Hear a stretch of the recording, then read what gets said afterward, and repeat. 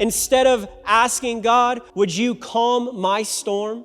Rather than asking that, how about we start asking, Lord, I want to meet you in the middle of the storm. Where true safety is in the middle of your storm is not God calming the storm. It's God meeting you in the storm. Last week, we talked a lot about Jesus doing a miraculous miracle. We're going to talk again about Jesus doing a miraculous miracle. And honestly, there is something connected with these two miracles. If you remember last week, I asked a question before we got started reading the Word of God. I asked you, what if Jesus feeding the 5,000 was nothing to do with the bread? So many times I have been stuck in this, where I read of a miracle of Jesus and I focus on the miracle, but forget to observe what Jesus is trying to communicate to the people through the miracle. If you remember, we talked about that the miracle of feeding of 5,000 people was only a signpost to point to what was to come. If you remember, the bread of life himself was able to break the bread.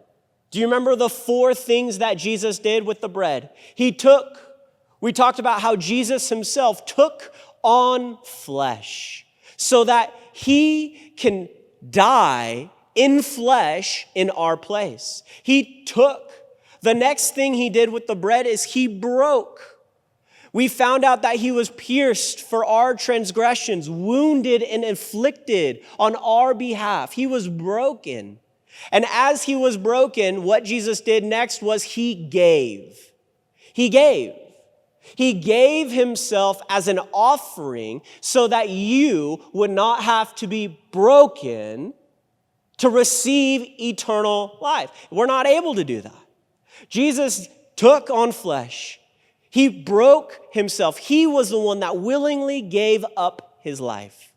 He then was blessed. If you remember, before he was broken, he was blessed. God himself, when he was baptized, the Father from heaven said, "This is my Son, who I am well pleased in." There was a blessing, a divine blessing over Jesus. And then he gave and distributed to us. Those 4 things, took, bless, broke, gave, is also found in communion. When Jesus sits down with his disciples, what does he do? The exact same things. On the road to Emmaus, when Jesus comes back to life and meets with 2 disciples, he does the 4 same things. This miracle of Jesus feeding the 5,000 was showing that the bread of life had more than enough, that he had life in abundance. It says that each person that partook in the fish and loaves had more than enough. They were completely satisfied. We find out there were 12 baskets that were taken afterwards. There was an abundance, that God had more than enough to provide for each and every single person on earth.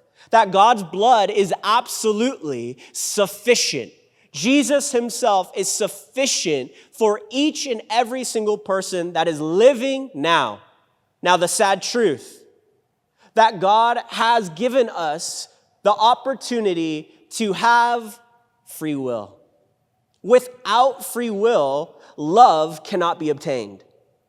The Bible all throughout scriptures tells us that God is love. He's not just loving, he is the very definition of love. He embodies what love actually is. And with that, in order for love to be present, there needs to be a choice. There is a choice. I can't demand you to love me. That's weird. Right? Love requires a choice. And God desires your love, friends.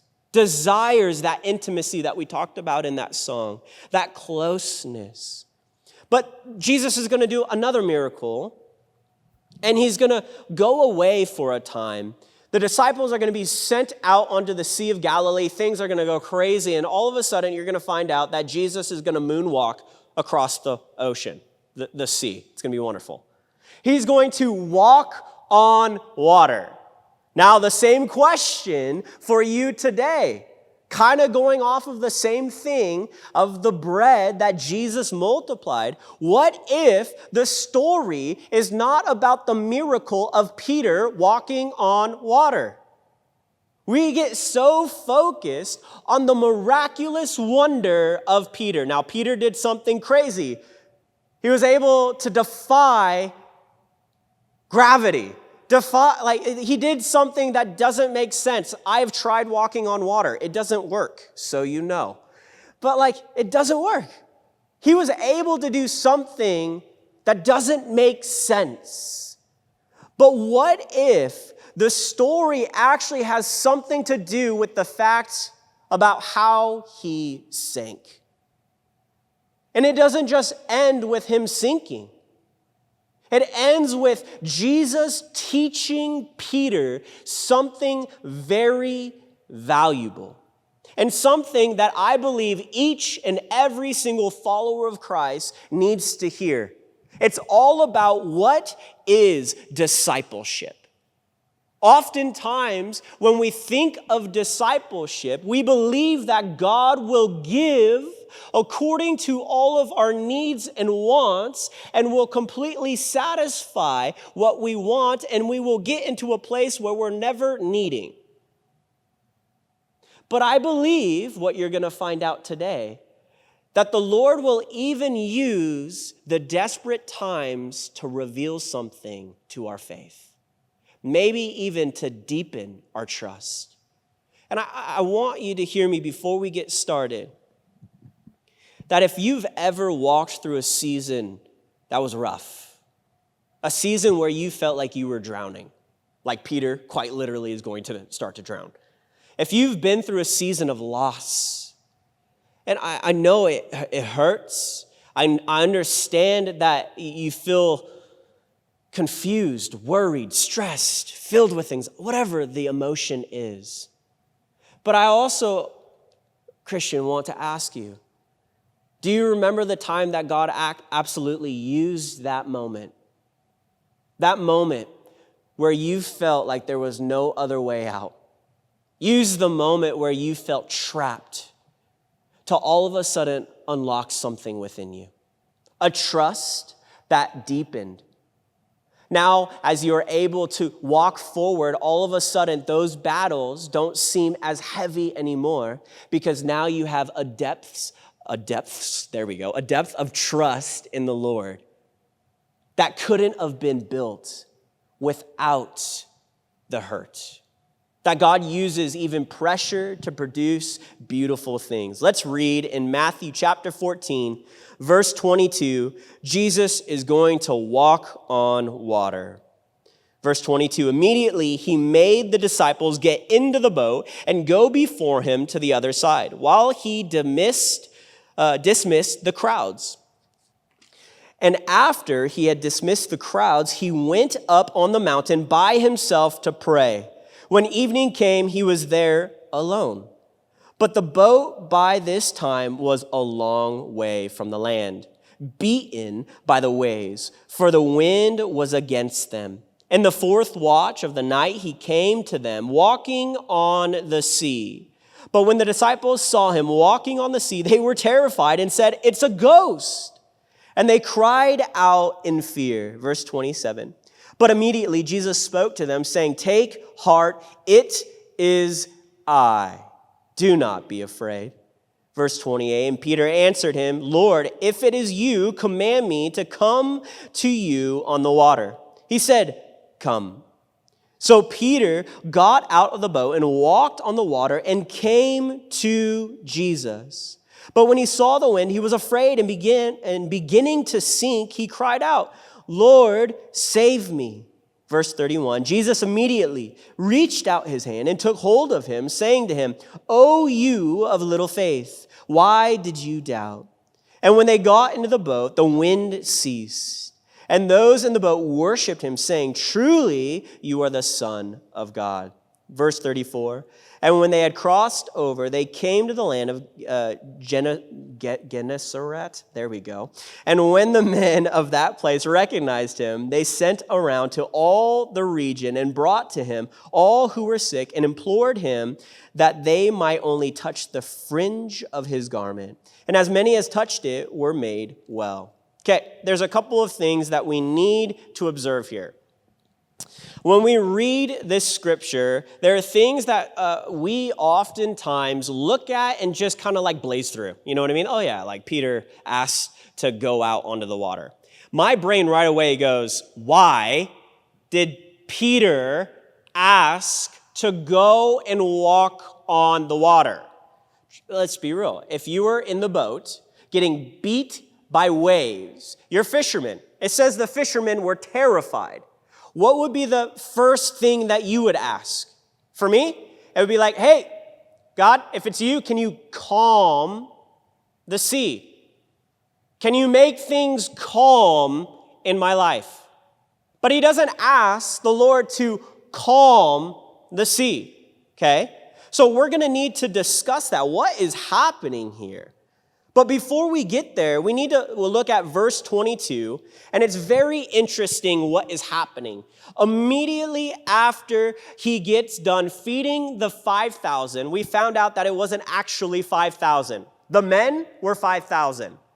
Rough estimates say, conservatively speaking, it was up to 20,000 people that were fed by Jesus. It's a lot of people with a couple of loaves and a few fish, right? Like, just little. And what ended up happening in another account in the Gospels, it tells us that everybody swarmed Jesus and they were getting ready to make him king. They were like, you are the guy. You are Messiah, absolutely. No one else can do what you just did. We are going to crown you as the king. Now, the question is, why didn't Jesus want to be crowned as the king? We need to understand the culture of the time, and oftentimes you see Jesus quiet people and say, don't tell anyone. Shh, stay quiet. And the reason he's doing this is his mission is not to be a worldly king. That's not Jesus' mission. He did not come to earth to reign on a throne that is going to perish. He came to bring the kingdom that is already reigning over all things. The earth is but a footstool to this kingdom. He came to bring that kingdom here on earth through his ministry, his teaching, but also the example of who he is. He brought that kingdom on earth, the society of heaven. How we live, walk, function, think is very different than how the world functions. We're odd. Let's be real. You're all weirdos. We're odd. We think different. And that's a good thing. But with this, it says that he immediately made the disciples get into the boat to go to the other side, and he dismissed the crowds. And we have to ask the question, why did Jesus not have the disciples help him dismiss the crowds? Why did Jesus himself dismiss the crowds? If they're trying to make him king, and that's not the agenda of Jesus, the agenda of Jesus throughout scriptures and through the miracle of feeding of the 5,000, it shows us that he came to be broken so that we can receive life in abundance. That was his mission. So he denies kingship because he also understands if he were to receive that, there would be adversity against the Roman Empire, from the Roman Empire. You understand that the Roman Empire allowed the Jewish community to partake in their religion, but they had strong influence over the Jewish community. That the Jewish community had to pay taxes and abide by certain rules and regulations. And if they were crowning someone as king, that would be a complete threat against the Roman Empire. The Roman Empire would not allow that, and they would quench that immediately. Okay? Jesus, knowing all these things, sends his disciples into a literal storm. Why did he not allow the disciples to help him dismiss the crowds? And I just want you to think about that. The disciples throughout scriptures, you could see sometimes were confused. Peter often was confused. Peter was a man that led with his emotions. He had a big mouth and he spoke often, right? And then you have the sons of thunder, like, just tell us and we'll send fire and burn them up. And Jesus is like, you're not understanding anything. What are you doing? It seems like the disciples were still being trained. They were still absolutely being discipled, taught by their Messiah, by their rabbi. And what we see is they just witnessed a mountaintop experience. They just saw the wonders of Jesus unfold right in front of their eyes. They had doubt. God blew up those doubts when Jesus kept ripping the bread. They saw a great miracle unfold in front of their eyes, and all of a sudden they're getting excited because they think this is the moment that Jesus is going to claim his rightful spot as the promised Messiah and kill all the Romans and take back the Jewish empire. That's what they thought. The Jews thought the Messiah was coming to destroy. Oh, were they confused? Because they read of the second coming of Jesus, but they forgot about the humble servant that was to come to be broken on our behalf. And I guarantee you, the disciples in this moment, seeing all these Jews excited, started to get excited about the Messiah coming to rule and reign. Jesus protects them from being confused in this situation and sends them onto a boat. Now, these boats were wooden boats. They weren't very big. They were typically in the Sea of Galilee, anywhere from 15 to 20 feet long. Oftentimes, what you would see is these boats would have oars that would be rowed. Some of the boats might have one mast with a sail, but it was a square sail, which is not very helpful because when the wind blows, it just takes you wherever the wind's blowing, okay? So these fishermen and other disciples, okay, get into this boat and start to row across the Sea of Galilee. If you didn't know, the Sea of Galilee is not a sea. Now you know. The Sea of Galilee is actually a lake. It's an interesting lake. The reason being is it's 700 feet below sea level.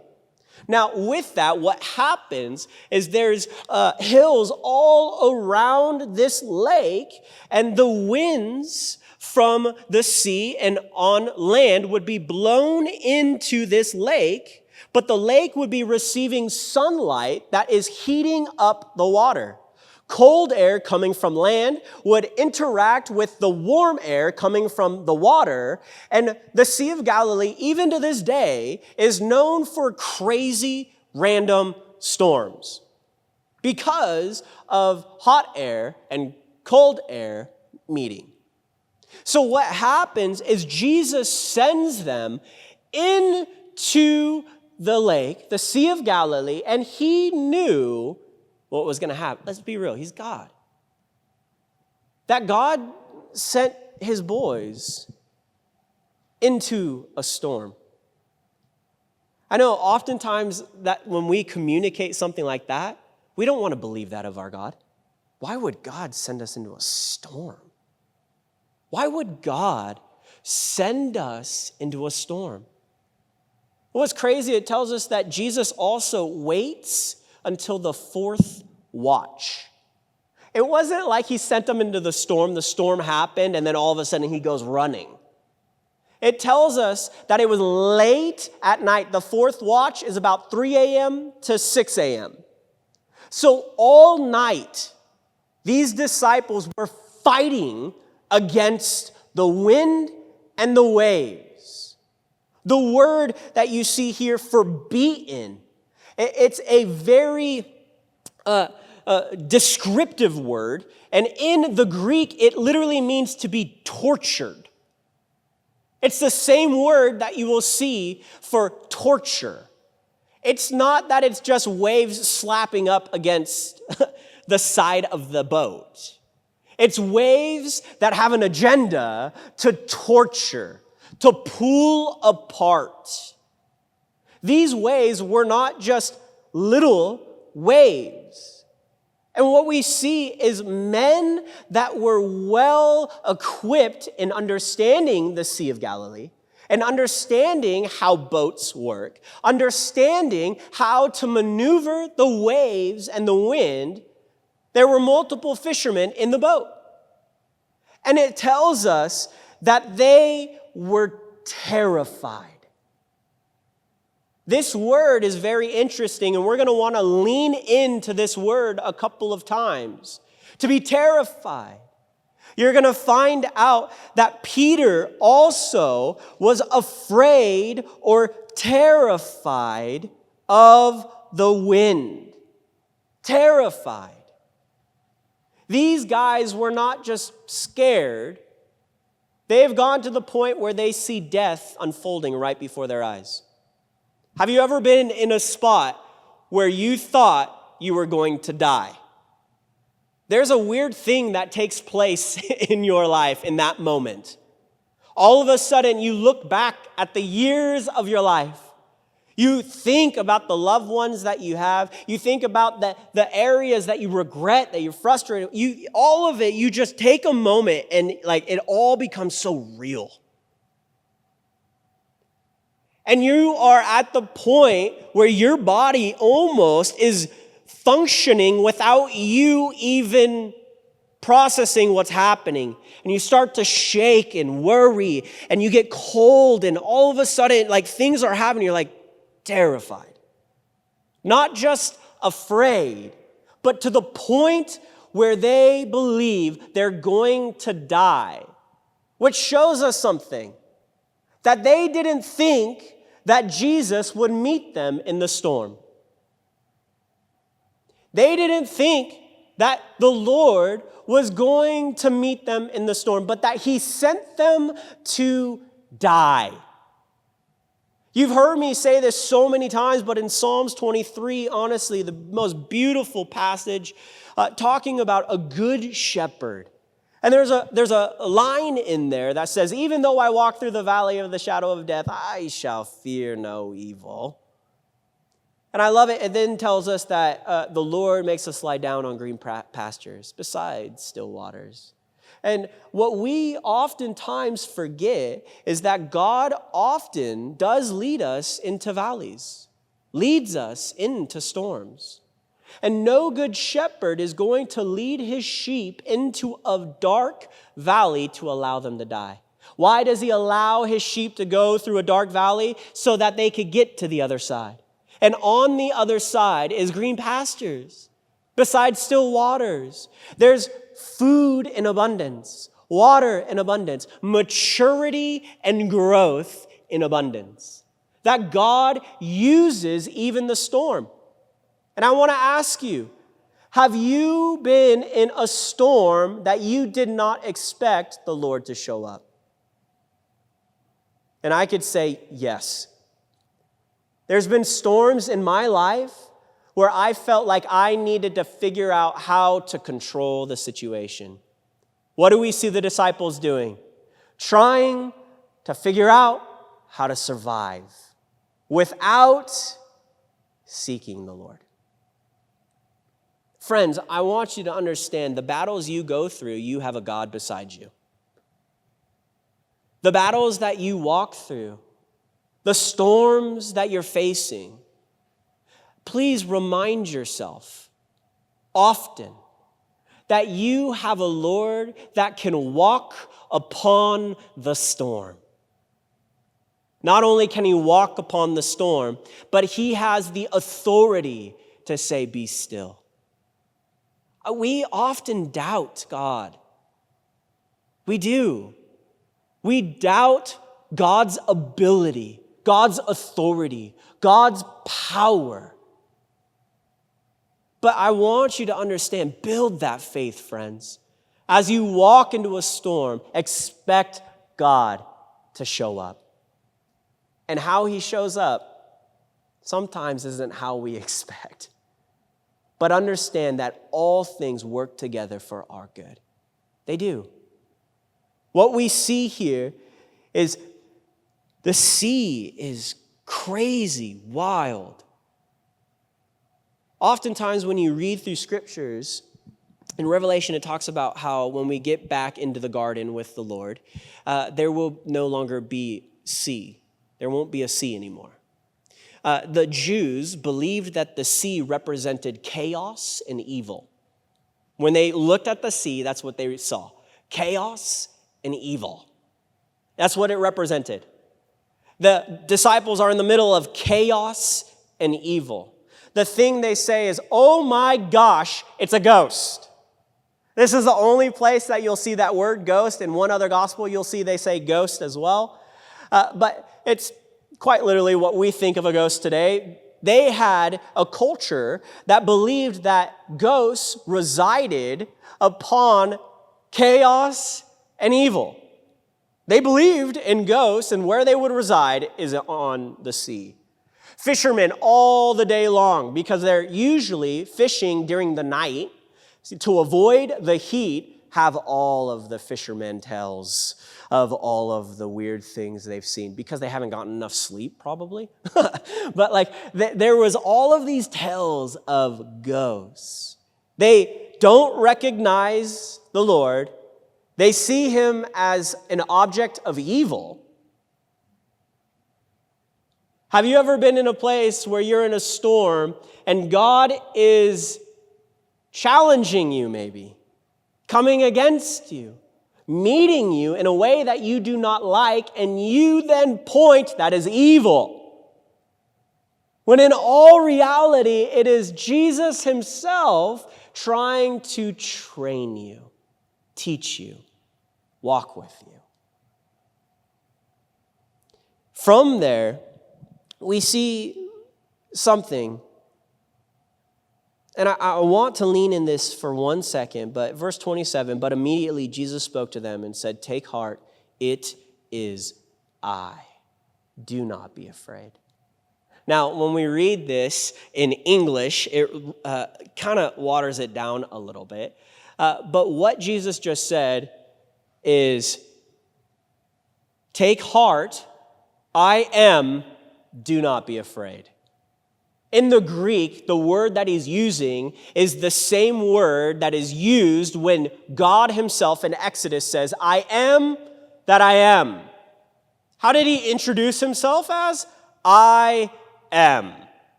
What Jesus just introduced himself as was not just a prophet, not just a man. He just proclaimed himself divine. He is divine, walking upon chaos and evil. He's showing us that he has authority over all things. The wind, the waves, evil and chaos. God is over. And then he reminds them and says, do not be afraid.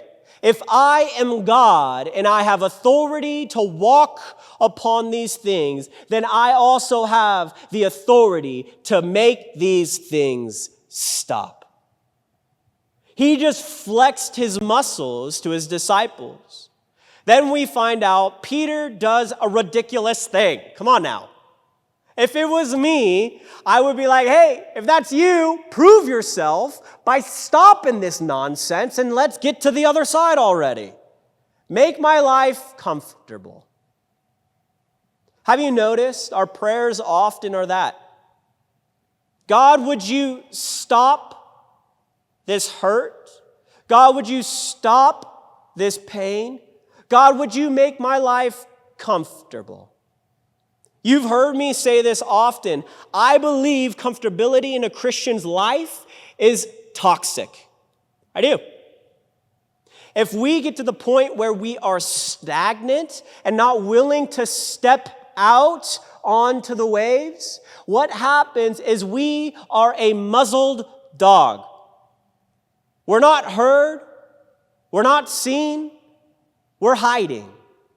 And what I see so often in the Christian culture and community is a bunch of muzzled Christians because they have allowed their God to be comfortability and not the voice of God that is asking them to step out in vulnerability.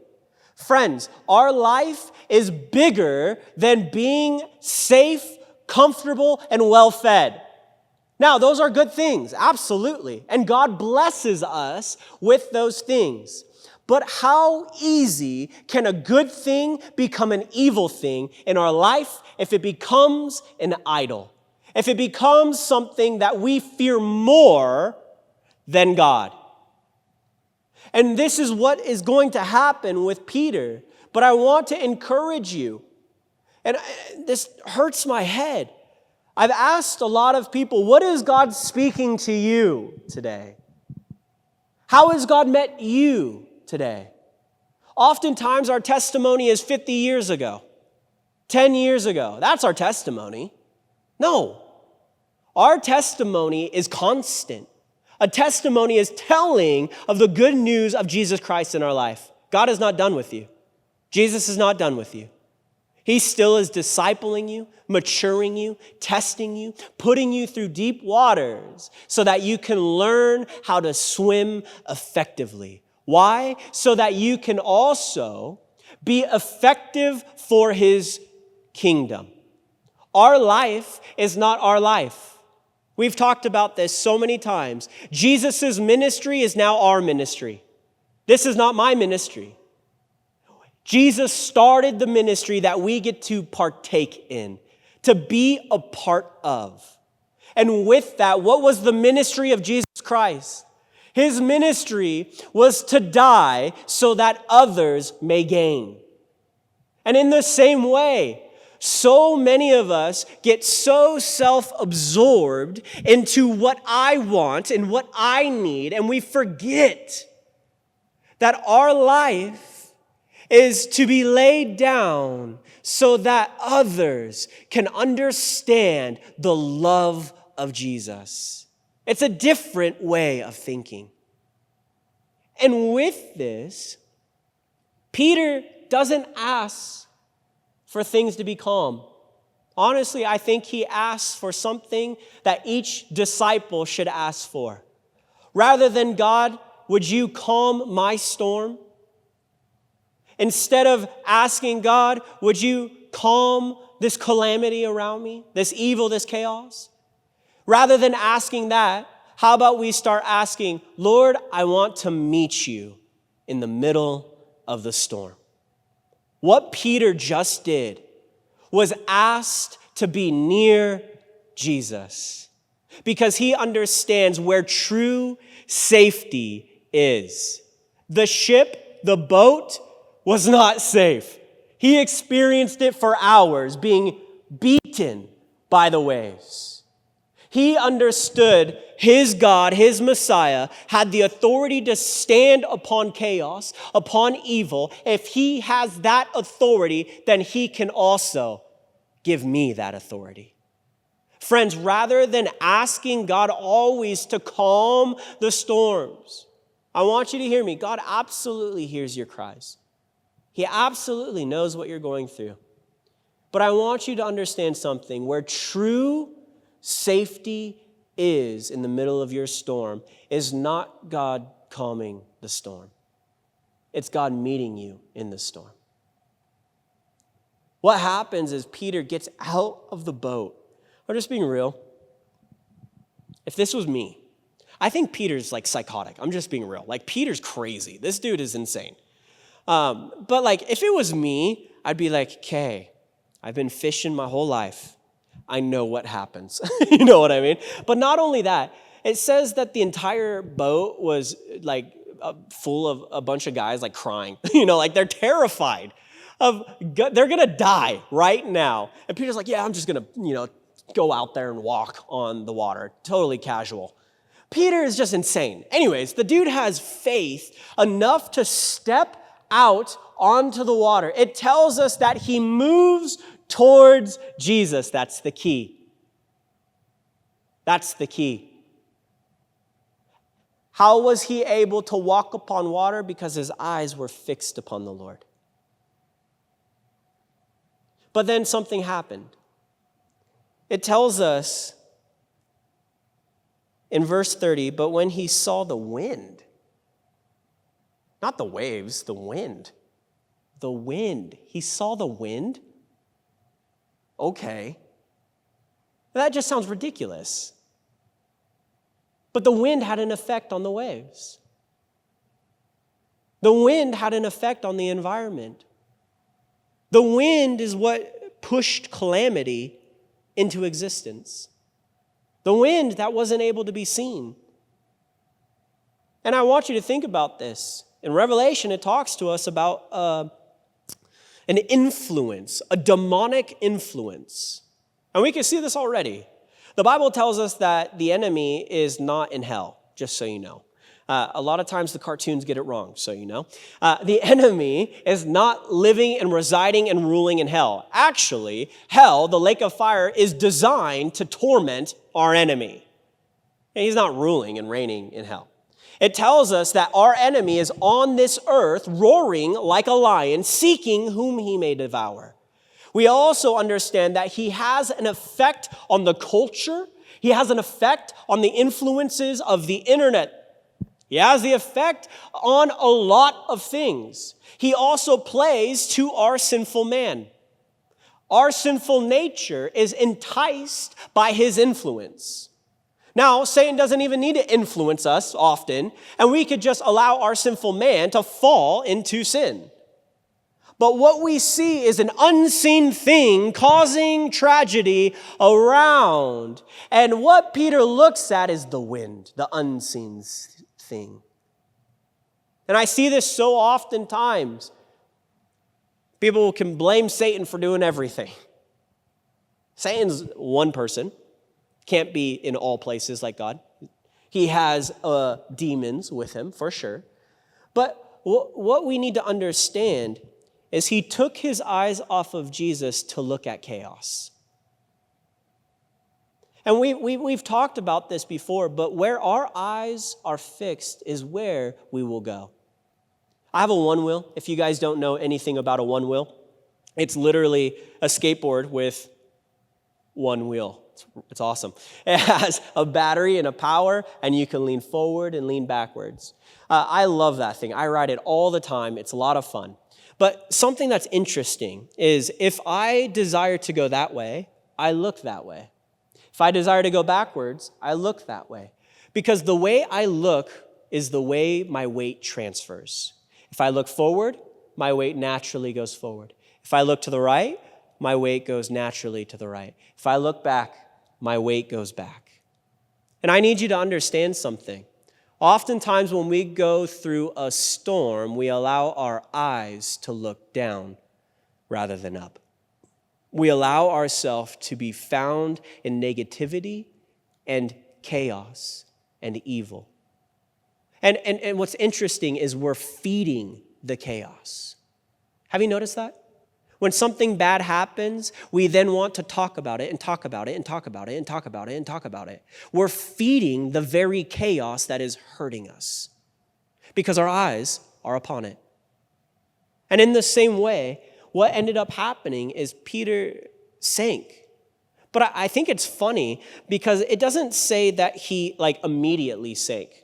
Typically, if you were in water and you jumped in, you would just right away, right? Just go down, right down.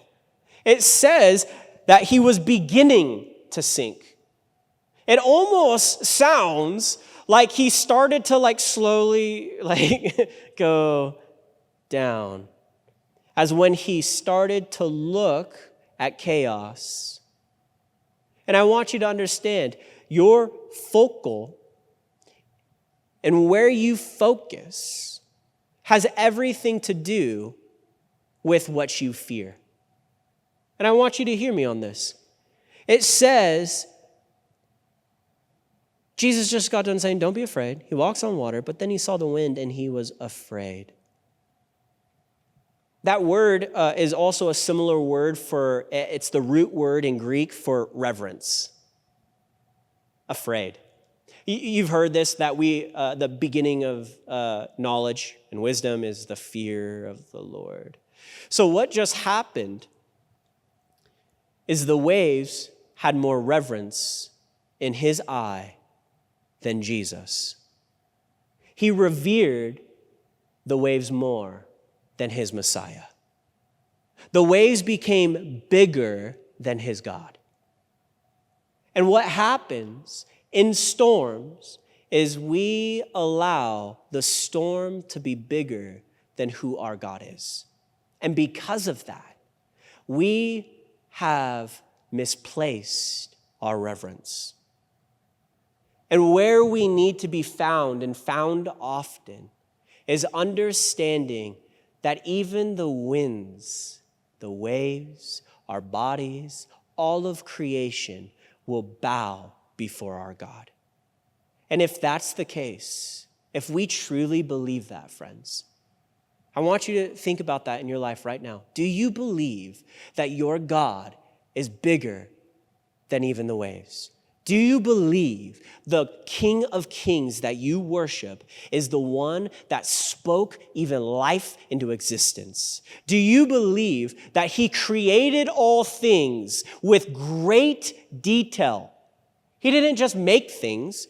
He took time with things to find out the precise detail that still baffles scientists today, doctors today. They can't explain the detail of our design. If you believe in that God, why on earth do we doubt? Why on earth do we revere the creation and not the Creator? Our perspective needs to change, and we need to understand the safest place we could be is with the Lord. But I also want you to see something. Peter did something miraculous. He sank, and as he began to sink, this is the most important part, there was a cry of desperation. Lord, help me.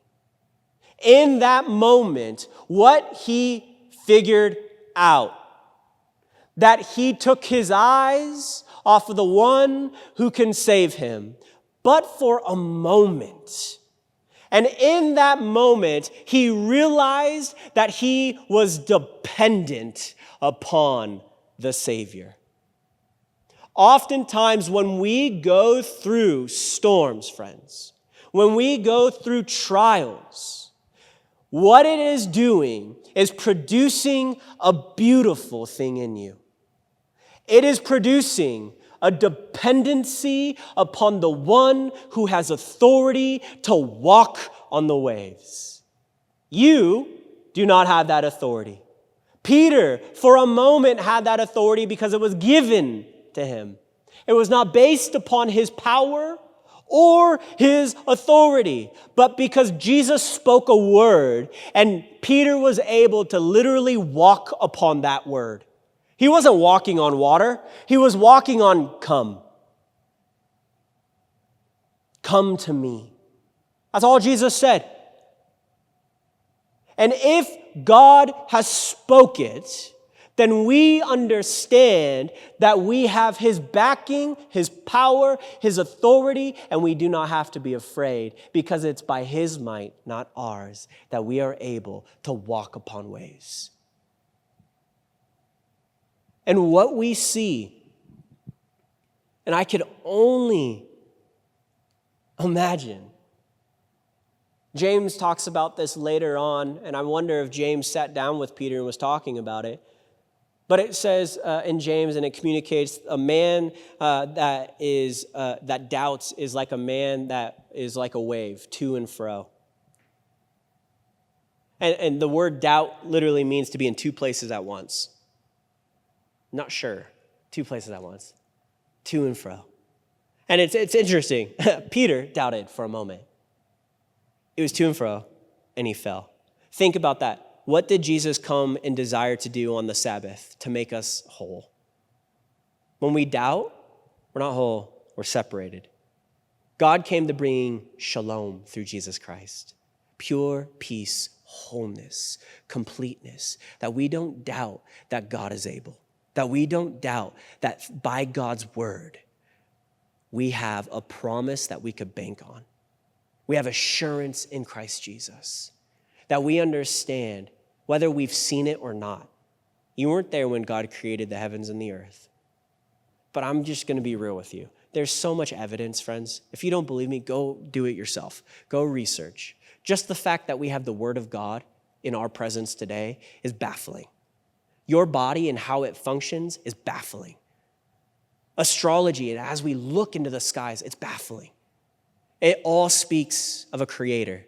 Creation has to have a creator. A painting has to have a painter. In order for things, the domino effect, to go in motion, there has to be a force. And there is absolutely a force in our life that we can trust with everything we have. And the beautiful thing, right when Peter says, Lord, help me, it says that Jesus immediately reached out his hand. He didn't calm the storm. Did you notice that? It's not like, calm, and then Peter's back. The storm's still going. But all of a sudden, there was connection. Jesus connected to Peter. And what happened? Peter was anchored in Jesus. That he didn't have to worry about keeping falling, but he was held up in the storm. He was held up in a storm that was trying to swallow him whole. All because he humbled himself and asked, God, help. And there was connection. Then Jesus walked him to the boat, and it says, the storm is still going, still going, still going. The storm ceases when they get into the boat. The Lord walked with him in the storm and brought him to a place of safety. And what I see here, honestly, is a God that cares about your formation and how you're formed. That he desires for you to be sanctified. And in this life, so oftentimes, Christians, we could get really down on ourselves, and we think we have to be perfect. Why am I not perfect? I'm so dumb and stupid. I can't believe I'm sinning again. We don't understand what is happening. As we walk through those moments, God is teaching, molding, shaping, encouraging, redirecting, and pointing us where we need to go. And where we need to go is always into the Lord's arms. He also, think about this, as God is forming us, what he's doing is he's restoring us to what we were designed to be. Sin broke us. In being discipled by Christ, what's happening as you face storms? He is getting out some of the sin. Have you noticed sometimes when you are comfortable, you could act like you're doing good, but the moment pressure comes, all of a sudden you raise your voice and you're like, I didn't know that was in me. All of a sudden you decide to use some choice words rather than logical words. All of a sudden, instead of being responsible with what you eat, you start to indulge yourself in comfort food. Have you noticed when pressure comes, a lot of times the sin likes to come out. And what God is doing when he is forming us is putting us in those environments to teach us what is the responsible way. What is the way of Jesus to handle this right now? He's training us to take back what sin broke, but he's also preparing us for communion, to have communion with him. The Lord cannot entertain anything that is evil. He is whole, complete, pure. Therefore, how do we worship the Lord? Well, in spirit and truth. What happens when we're walking in a manner filled with sin? We're not walking in the spirit, and we're walking not in truth. Therefore, there is this discomfort in the relationship with you and God. He also cares absolutely about our soul. It's interesting that God is preparing even our soul.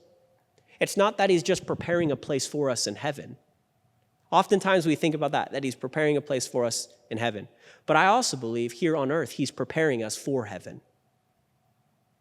As we walk through this process of being discipled by God, where we're walking through storms, God is chiseling away some of the sin in your life and preparing you for heaven to come.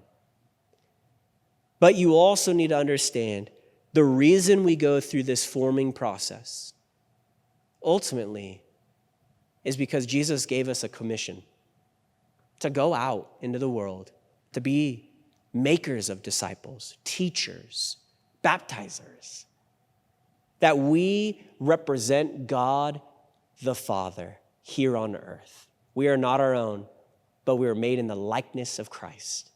Therefore, we walk out what Christ has put in.